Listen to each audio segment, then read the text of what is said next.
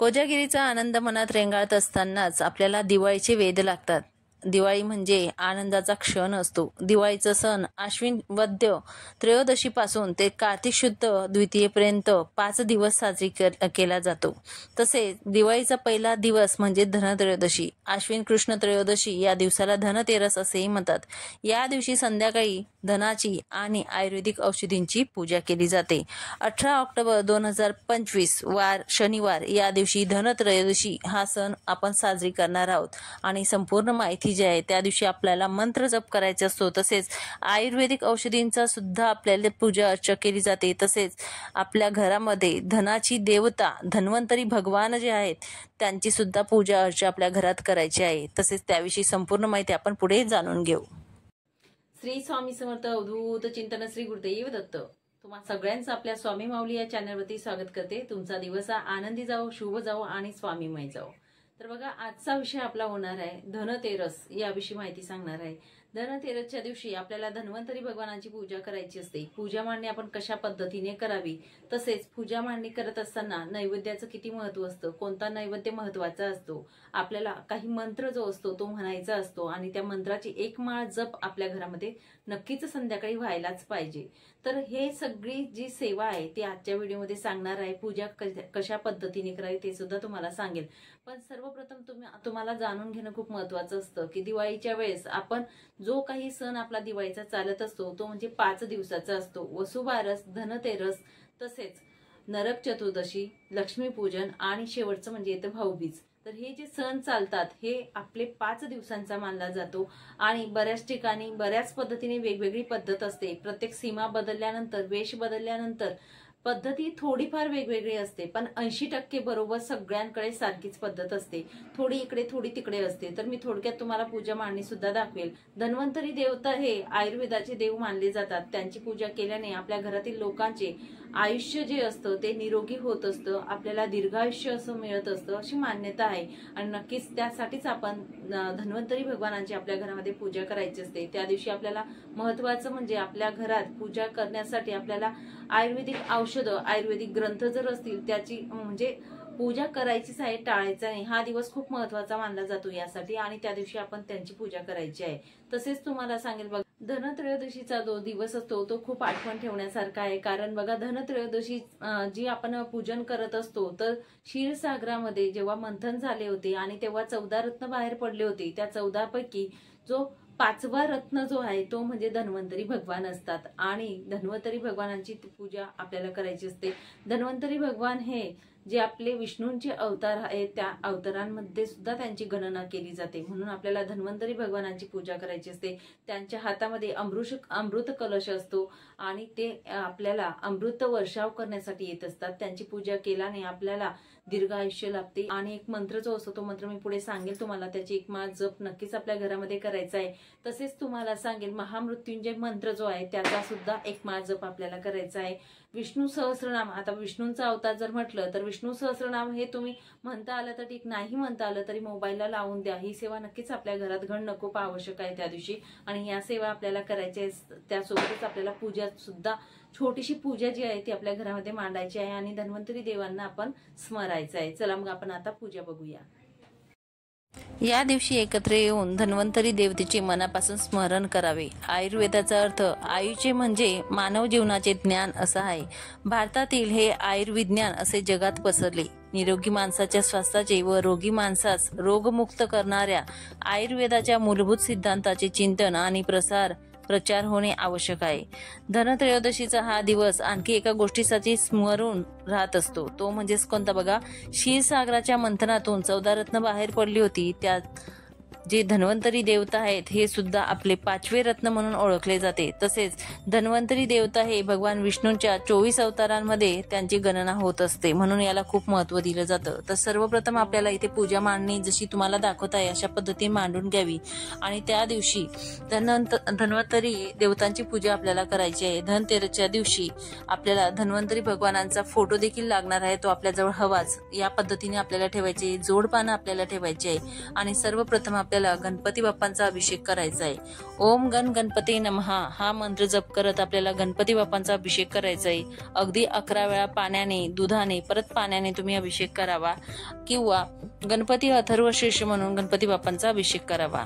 आता ही पूजा मांडणे आपण सकाळी, तुम्हाला संध्याकाळी वेळ नसेल तर सकाळी मांडली तरी सुद्धा चालेल. तर सकाळी आपला अभिषेक गणपती बाप्पांवरती होऊन जातो, त्यामुळे नाही केला तरी सुद्धा चालेल.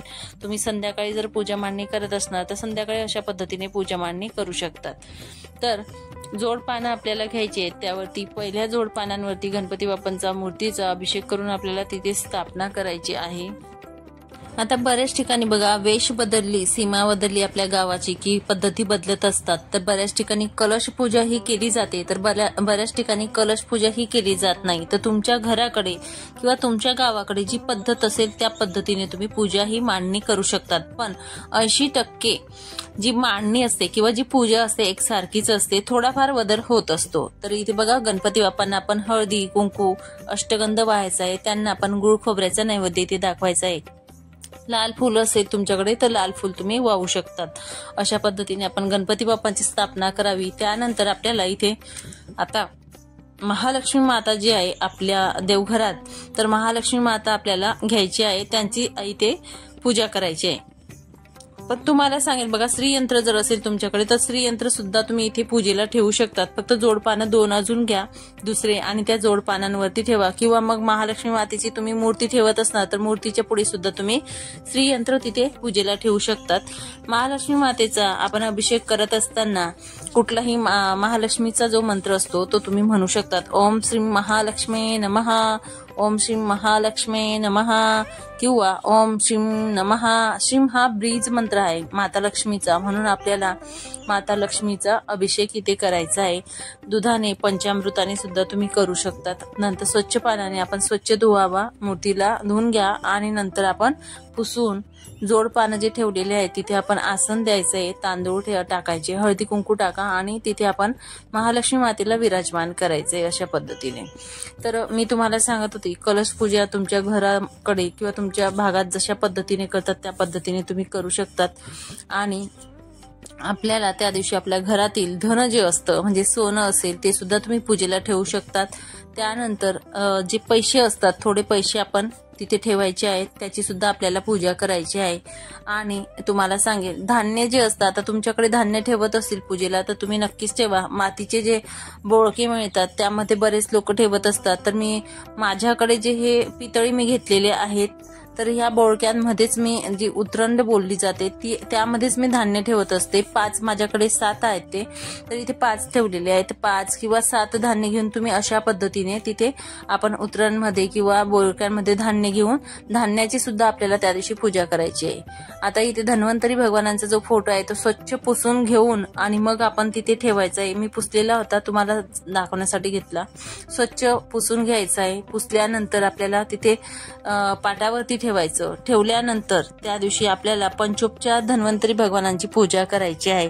त्यांना हळदी कुंकू अक्षदा अष्टगंध व्हायचा आहे, फुलं व्हायचं आहे, फुलांचा हार असेल तो सुद्धा आपण व्हायचा आहे. आता आला नैवेद्य. नैवेद्यामध्ये आपण कोणत्या नैवेद्याला खूप महत्व आहे, तर धन्वंतरी भगवानांना आपल्या घरात जर गोड पदार्थ काही बनवलेला असेल तर तुम्ही दाखवू शकतात. किंवा तुम्हाला सांगेल, सगळ्यात जास्त महत्व जे असतं ते धने आणि गुळ यांना असतं. तर म्हणून आपल्याला धन्यांचा आणि गुळाचा नैवेद्य आपल्याला इथे दाखवायचा आहे. आणि त्या दिवशी आवर्जून तुम्हाला सांगेल, धने आपल्याला दुकानातून आणायचेच आहेत. 5 रुपयाचे आणा, 10 रुपयाचे आणा, पण धने जे असतात ते विकत आणायचे आहेत.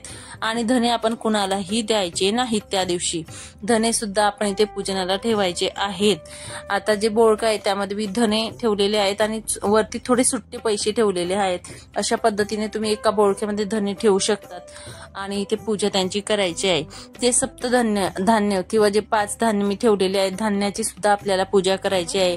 जे सोनं आपण ठेवलेलं आहे पैशांची आपल्याला पूजा करायची आहे. आणि इथे नैवेद्य सुद्धा आपल्याला दाखवायचा आहे. त्यानंतर तुम्हाला सांगेल, तुमच्या घरामध्ये आयुर्वेदिक ग्रंथ जे असतील ते ग्रंथांची सुद्धा इथे पूजा करायची आहे. किंवा तुमच्या घरात आयुर्वेदिक औषध असेल किंवा बघा चूर्ण असेल आयुर्वेदिक कुठलंही घ्या, काढा असेल तो सुद्धा तुम्ही इथे पूजेला ठेवू शकतात. किंवा मग तुम्हाला सांगेल बघा, च्यवनप्राश जे असतं त्यामध्ये सुद्धा आयुर्वेदिक ज्या वस्तू असतात, लवंग किंवा विलायची हे फ्लेवर असतात, त्यामुळे ते आयुर्वेदामध्ये मोडले जातात. ते सुद्धा तुम्ही पूजेला इथे ठेवू शकतात. आणि अशा पद्धतीने आपल्याला इथे पूजा करायची आहे. धन्वंतरीचा ध्यान मंत्र जो आहे तो आपल्याला जप करायचा आहे संध्याकाळी. धन्वंतरीच्या उपासनेबरोबरच घरगुती जे आपले म्हणजे उपाय करत असतो ते सुद्धा आपल्याला करायचे आहेत. आणि त्यामध्ये सर्वप्रथम येतो बघा, या दिवशी तुम्हाला महामृत्युंजय मंत्र जो आहे तो तुम्हाला एक माळ जप करायचा आहे. आणि एक ध्यान मंत्र जो आहे तो तुम्हाला जप करायचा आहे एक माळ नाही जमलं तर 51 वेळा तरी म्हणावा तुम्ही. तर तो मंत्र आहे, ओम नमो भगवते वासुदेवाय धन्वंतरे अमृत कलश हस्ताय सर्वान्मय विनाशाय त्रिलोक्यनाथाय महाविष्णवे स्वाहा. हा मंत्र म्हणून आपल्याला एक माळ जप करायचा आहे. तसेच तुम्हाला सांगेल महामृत्युंजय मंत्र एक माळ जप करायचा आहे. आणि विष्णूंचा अवतार आहे धन्वंतरी भगवान, म्हणून आपल्याला विष्णू सहस्रनाम हे आपल्या घरात लावलंच गेलं पाहिजे. तुम्ही स्वतः म्हणाले तर अतिउत्तम, पण नाही तुम्हाला वेळ साध्य झाला तर तुम्ही मोबाईलला लावून द्या तरी सुद्धा चालेल. धन्वंतरी भगवानांना अजून एक महत्व म्हणजे तुळशीचं असतं. तर तुळशीचे पानं जे असतात ते तुम्ही वाहू शकतात, यथाशक्ती तुम्ही वाहू शकतात. तुम्ही जर विष्णू सहस्रनाम म्हणत असणार तर म्हणत असताना सुद्धा तुम्ही जे तुळशीचे पान असतात ते इथे धन्वंतरी भगवानांच्या फोटोला वाहू शकता. ठीक आहे. तर अशा पद्धतीने आपल्याला साधी आणि सोप्या पद्धतीने आपल्या घरामध्ये धन्वंतरी भगवानांची पूजा करायची आहे. धन्वंतरी भगवान हे आरोग्याची अधिष्ठात्री देवता असल्याने त्यांच्या सेवेमुळे आपल्या घरातील लोकांना आपल्याला दीर्घायुष्य लाभत असते आणि आपलं आरोग्य हे चांगलं बनत असतं. म्हणून आपल्याला त्यांची पूजा करायची असते, त्यांना प्रार्थना करायची. मनापासून प्रार्थना करा. तुमच्या घरात आजारी व्यक्ती असतील तर नक्कीच त्यांना सांगा, नक्कीच पुढच्या वर्षापर्यंत बरे होतील. अशा पद्धतीने साध्या आणि सोप्या पद्धतीने आपल्याला धनत्रयोदशी ही साजरी करायची आहे. आणि छोटीशी पूजा आहे अगदी, तर सगळ्यांनी करा. आता संध्याकाळी पूजा करायची आहे. जर तुम्हाला साध्य होईल तर सकाळी तुम्ही पूजा मांडणी करून ठेवून द्या, संध्याकाळी तुम्ही पूजा केली अगदी तरी सुद्धा चालेल. पण नैवेद्य मात्र धने आणि गुळाचा दाखवायचं हे लक्षात घ्या. आणि पूजेला तेच पदार्थ चालत असतात. तर या पद्धतीने आपल्याला पूजा करायची आहे. श्रीयंत्र जर तुम्ही ठेवत असणार तर श्रीयंत्राची सुद्धा इथे पूजा करायची आहे आपल्याला. आणि सागर संगीत तुम्हाला जर आरती वगैरे येत असेल, धन्वंतरी भगवानांची आरती वगैरे येत असेल तर आरती सुद्धा तुम्ही म्हणू शकतात. नाही तुम्हाला येत तर भगवान विष्णूंची, कारण विष्णूंचा अवतार असल्यामुळे भगवान विष्णूंची जर तुम्हाला आरती येत असेल तर ती आरती सुद्धा तुम्ही म्हणू शकतात इथे. तर या पद्धतीने आपल्याला साधी आणि सोपी अशी पूजा करायची आहे. ही पूजा मांडणी दुसऱ्या दिवशी उचलायची आहे आपल्याला. ठीक आहे. दुसऱ्या दिवशी सकाळी आपण पूजा मांडणी उचलू शकतो, त्या दिवशी नाही. जरी जे उचलतच नाही, रात्रभर ही पूजा अशीच्या अशी आपल्या देवघरात म्हणजे आपल्या घरात ठेवायची आहे आणि दुसऱ्या दिवशी उचलून घ्यायची आहे. ठीक आहे. तर या पद्धतीने सगळ्यांनी आपल्या घरामध्ये धन्वंतरी भगवानांची पूजा करा. तुम्हाला माहिती समजली असेल अशी अपेक्षा करते. व्हिडिओ आवडला असेल तर लाईक करा, शेअर करा आणि आपल्या चॅनलला सबस्क्राईब केलं नसेल तर नक्कीच सबस्क्राईब करा, जेणेकरून येणारा प्रत्येक व्हिडिओ हा तुमच्यापर्यंत येईल. म्हणून बेल आयकॉनला क्लिक करायला विसरू नका.